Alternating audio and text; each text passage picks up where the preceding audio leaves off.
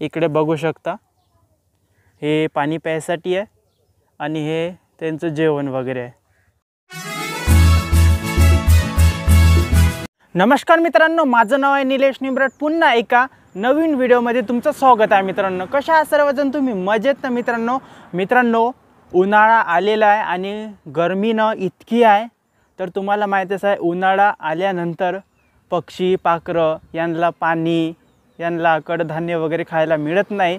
तर आजच्या व्हिडिओमध्ये आपण त्यांना मदत करू, पाण्यासाठी बनव, त्यांचं पाणी प्यायसाठी आणि त्यांच्या जेवणासाठी पण बनव।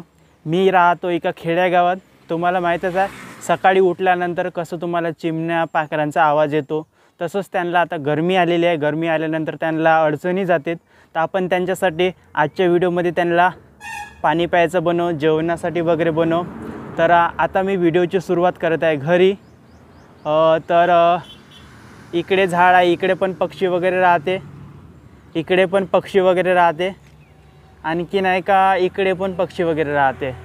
तर जे काही साहित्य लागते ते बनवायला आपण पटापट एकत्र करू आणि त्यांना व्यवस्थित बरोबर बनव। तर जो कोणी माझ्या चॅनलला नवीन आहे मित्रांनो, तो माझ्या चॅनलला पटकन सबस्क्राइबर करा आणि चला व्हिडिओला कंटिन्यू सुरुवात करूया।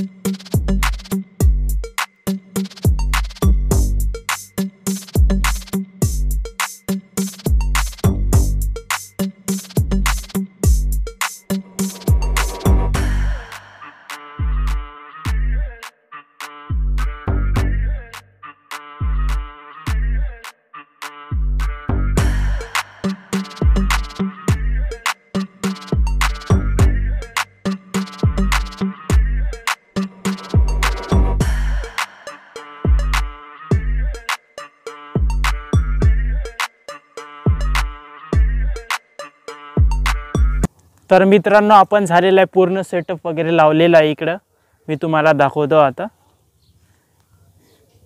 इकडे बघू शकता, हे पाणी प्यायसाठी आहे आणि हे त्यांचं जेवण वगैरे आहे।